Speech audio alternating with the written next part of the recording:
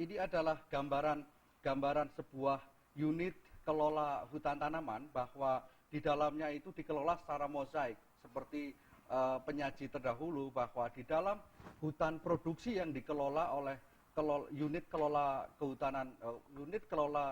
hutan tanaman, di dalamnya masih terdapat hutan yang dipertahankan sebagai hutan alam sebesar 10% dari seluruh areal, kemudian 10% tetap dipertahankan sebagai kawasan lindung, ya. Kemudian juga hanya 5% digunakan sebagai pembangunan sarana prasarana, dan maksimal sekitar 70% dari luas areal di dalam kawasan hutan tanaman yang ditanami dengan tanaman pokok.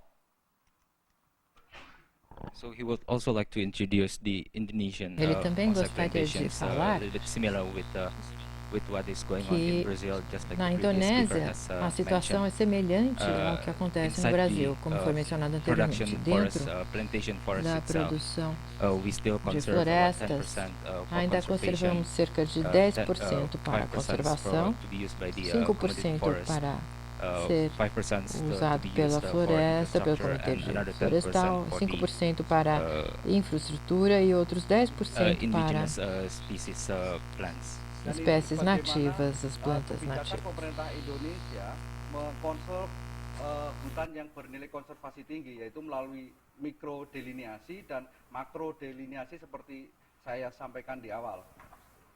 Ini adalah potret dari sebuah kawasan yang dikelola oleh unit kelola tanaman, bahwa tadi disebutkan maksimal untuk areal tanaman pokok hanya 70%, selebihnya adalah ada kawasan konservasi, ada kawasan lindung, ada kawasan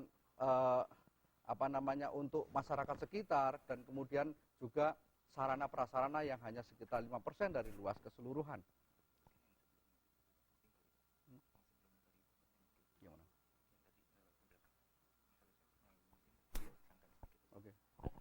So as mentioned before, this is how Como Indonesia is mencionado protecting the anteriormente, high é assim conservation que a value Indonésia forest. protege a alta We have the conservação mandatory de regulations florestas through de the grande micro valor. and Temos a micro legislação delineations, obrigatória para but also we have the voluntary as one, delineações which is to macro e identify micro, e HCP temos também a area and voluntária field design.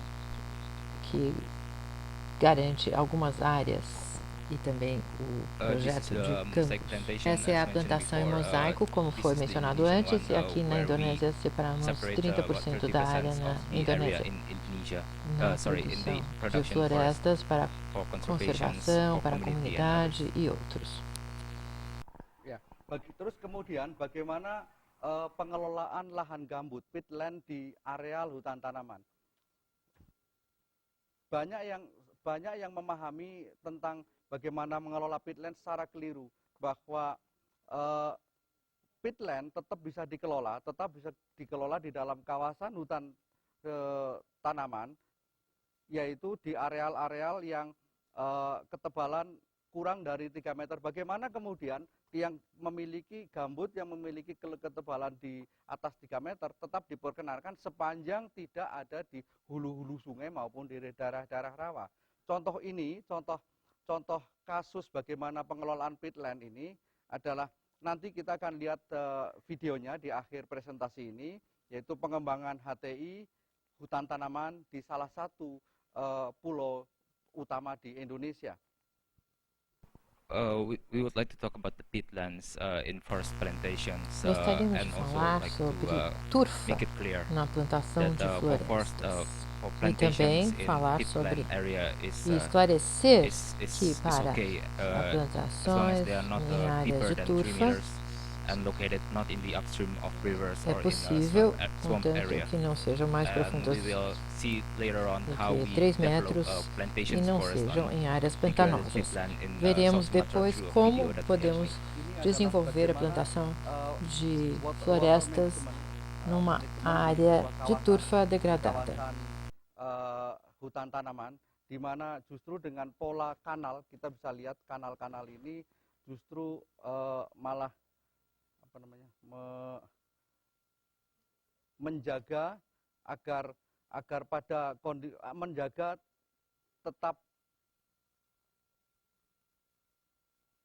tidak kering lahannya, walaupun ketika itu kemarau panjang yang bisa mengakibatkan potensi terjadinya hotspot dan kebakaran.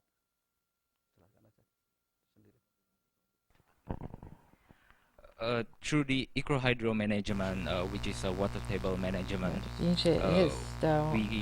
try to Em relação à conserve the gestão water level hídrica, tentamos on peat conservar o areas. nível da água By this, we are trying em to áreas de prevent turfa several things, and e one of the com most isso important tentamos thing is evitar várias to coisas e uma reduce das the coisas mais number of importantes hotspots é and reduzir forest o fire número that can happen, de that can take place in pit area. fogos e incêndios que podem ocorrer na área de turfa. Mengembangkan sistem bagaimana memonitor, bagaimana melaporkan dan memverifikasi.